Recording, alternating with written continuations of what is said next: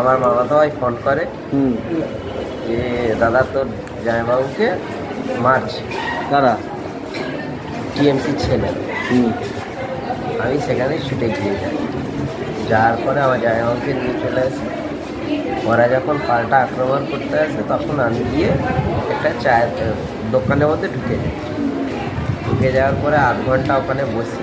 এরা রাস্তার মধ্যে গালাগালজ করছে।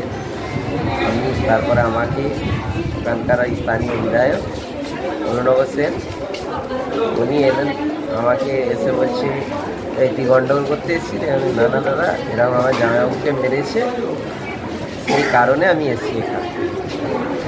বলছে বাইরে বলে আমাকে বাইরে নিয়ে গিয়ে বলছে তুই সিপিএম করে দিস না বলে আমাকে ব্যাপকভাবে মারল। দেখুন, আপনারা জানেন যে আজকে আমাদের বাক্সি মাঠে আমাদের প্রার্থী সাজদা আহমেদের সমর্থনে আমাদের নেতা অভিষেক ব্যানার্জির সভা ছিল। অভিষেক ব্যানার্জির সভা করে আমি একজন অসুস্থ ছিল, একজন প্রখ্যাত প্লেয়ার, তাকে দেখে আমি বাড়ি ফিরছিলাম। বাড়ি ফিরেছি। বাড়ি ফিরে আমার অফিসে বসে চা মুড়ি খেতে খেতে আমাদের দলীয় কর্মীদের সঙ্গে একটু কথাবার্তা বলছিলাম 2-4 জনের সঙ্গে।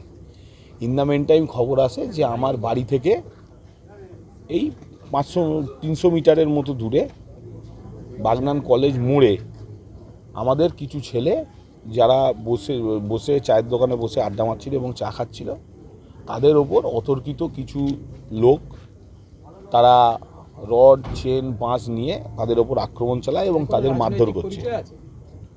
নিশ্চিতভাবেই তাদের রাজনৈতিক পরিচয় আছে।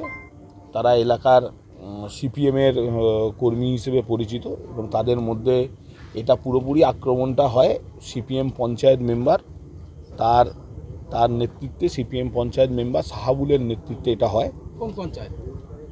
খালোর গ্রাম পঞ্চায়েতে সিপিএমের পঞ্চায়েত মেম্বার সাহাবুলের নেতৃত্বে হয়। এরা দীর্ঘদিন ধরেই এলাকার একটা সন্ত্রাসের আবহাওয়া তৈরি করে রেখেছে পঞ্চায়েত নির্বাচনে জেতার পর থেকে। তারা অতর্কিতভাবে আমাদের ছেলেদের আক্রমণ বানায়।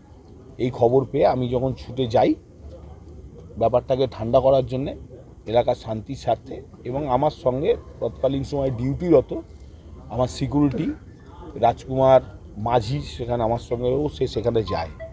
আমি যখন সেখানে পৌঁছাই অতর্কিত সেই সমস্ত দুষ্কৃতীরা সাহাবুলের নেতৃত্বে আমাকেই মারতে উদ্যত হয়।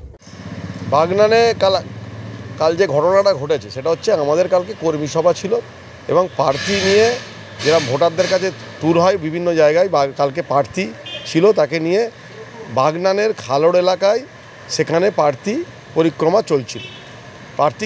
পরিক্রমা শেষ হওয়ার পরে ওই এলাকায় যারা আমাদের সাথে ছিল সেখানে ওখানকার বিধায়ক অরুণব সেন তার নেতৃত্বে তাদের উপরে রড এবং ওই শাবলের ডাঁপ তাদের বীভৎস আক্রমণ করা হয়। শুধু আক্রমণ করা হয় না, এমনকি তাদের ঘরবাড়ি ভেঙে দেওয়া হয় যাদেরকে মারা হয়েছে তাদের মধ্যে এখনও এখানে আছে আতিয়ার আলী খান, সাহাদ আলী খান, ইন্তা মুক্তাজ, ইসরাফিল, সব তারা হসপিটালাইজড হয়েছে এবং বাগনান থানায় তাদের ভর্তি পর্যন্ত যাতে না করা হয় তার ব্যবস্থা করে দিয়েছে অরুণাভ সেন, যাতে ভর্তি না নেওয়া হয়। রাত্রে তাদের একজনকে আমরা উলুবাড়িয়া হাসপাতালে তাদেরকে আমি অ্যাডমিশন করাতে পেরেছি, বাকিগুলোকে একটা বেসরকারি হাসপাতালে ভর্তি করতে হয়েছে। মানে এত বিভৎস আক্রমণ, শুধু আক্রমণ নয়, এবং তার উপরে তার চিকিৎসা হয় তার ব্যবস্থা করা হয়েছে। হ্যাঁ, বিধায়কের দেহরক্ষীর মাথা ফেটেছে মানে ওরা তো যখন এলোপাতাড়ি নিজেরা লাঠি চালাচ্ছে, ইঁট চালাচ্ছে, তা ওদের ইটেই তো তার মাথাটা ফেটেছে, অরুণাভর মাথা ফেটেছে, এবং তারপরেও সারা রাত ধরে বম্বিং করেছে। অ্যাকচুয়াল বিষয়টা হয়ে যায় যে উলুবেড়িয়া লোকসভা কেন্দ্রে তৃণমূল কংগ্রেস তার জেতার জায়গায় নেই, ভয় পেয়ে গেছে। যেখানে বিরোধীরা মিটিং করছে, যেখানে আমরা মিটিং করছি, সেখানে ওরা ভয় পাচ্ছে, মনে করছে যে এখানে মিটিং করছে মানে মানুষ আমাদের যে ভাঁওতা, সেই ভাঁওতা তারা বুঝতে পেরে যাচ্ছে। একদম পরিকল্পিত আক্রমণ এবং ওর রাজার নেতৃত্বে, বিধায়কের নেতৃত্বে আক্রমণ।